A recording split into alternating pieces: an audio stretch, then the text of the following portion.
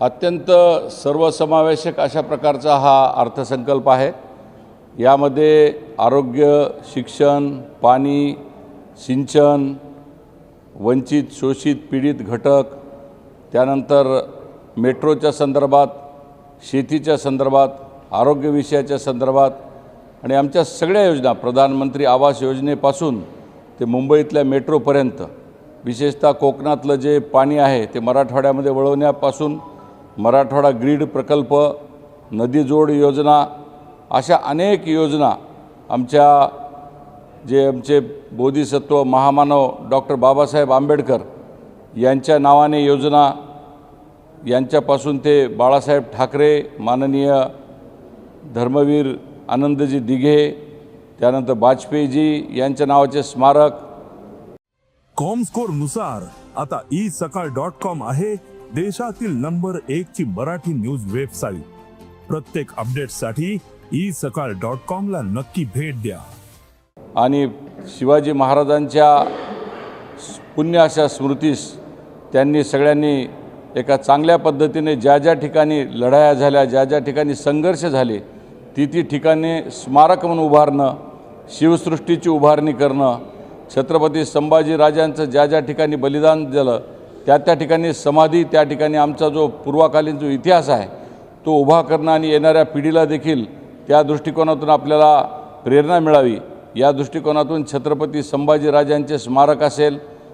सावित्रीबाई फुले यांच्या नावाने चालणाऱ्या ज्या योजना आहेत, जे स्वधार योजनापासून ते आमच्या लाडकी लेक योजनेपर्यंत, महिला, शेतकरी, शेती, पाणी, सिंचन, मराठवाडा, विदर्भ, मुंबईतला मेट्रो, नागपूरमधला मेट्रो, पुण्यातला मेट्रो, म्हणजे प्रत्येक योजनेला न्याय देण्याचा या अर्थसंकल्पामध्ये अतिशय चांगल्या पद्धतीने एक बॅलन्स्ड, सर्वसमावेशक, विशेषतः आमच्या मराठवाड्यासाठी आनंदाची बातमी म्हणजे आमच्या मराठवाड्याला 2,40,000 हेक्टर जमीन ही ओलिताखाली येणार असल्यामुळे आणि ही सगळ्यात महत्त्वाची योजना जी देवेंद्र फडणवीसांचं जे स्वप्न होतं मराठवाडा ग्रीड, हे मराठवाडा ग्रीड त्यांनी नुसतं बोलून दाखवलं नाही तर आज ते करून दाखवलेलं आहे। त्यामुळे मराठवाड्यातल्या जनतेचं मी मनापासून अभिनंदन करतो की मराठवाड्यातला सगळा आमचा जो भाग आहे तो ओलिताखाली येणार आहे। त्यामुळे आणि कोकणातलं जे वाया जाणारं जे पाणी आहे ते आमच्या मराठवाड्यामध्ये येणार आहे। त्यामुळे आमच्या मराठवाड्यासाठी अत्यंत उपयुक्त अशी ही योजना माननीय देवेंद्र फडणवीस, माननीय एकनाथजी शिंदे आणि अजित पवार यांचे मी मनापासून आभार व्यक्त करतो। असं असलं तरी सगळ्यांचं लक्ष ज्या योजनेकडे होतं ती म्हणजे लाडकी बहीण योजना, ज्या योजनेमुळे तुमचं सरकार राज्यामध्ये आलं, ती योजना 1500 वरून 2100 वरती घेऊन जाईल अशा पद्धतीची चर्चा होती, पण त्याला मात्र कुठंच काय दिसत नाही, जसे ते फरिस्ती फक्त 1500। त्या योजनेला अनुसरूनच लाडकी लेक योजना आहे, आमच्या महिलांच्या संदर्भातल्या अनेक निधींच्या योजना आहेत, म्हणजे सर्वसमावेशक अशा पद्धतीने महिलांसाठी, विशेषतः वंचित आणि पीडित घटकांसाठी जे घरकुलाच्या योजना आहेत, आमच्या ज्या लेक लाडकी योजनेमध्ये पर्सेंटेजचं प्रमाण पाहता मागच्या वेळेसच्यापेक्षा यावेळेसचं पर्सेंटेज अजून जास्त मोठ्या प्रमाणावर वाढवलेलं आहेत। लखपती दीदीच्या संदर्भामध्ये देखील अतिशय चांगल्या पद्धतीची योजना, ज्याच्यामध्ये लखपती दीदी आता यावेळेस टार्गेट त्याचं वाढवण्यात आलेलं आहे। त्यामुळे महिलांच्या शिक्षणाच्या संदर्भात असेल किंवा महिलांच्या प्रवासाच्या संदर्भात असेल, म्हणजे महिलांचा सर्वांगीण विकास हा कशा पद्धतीने होईल,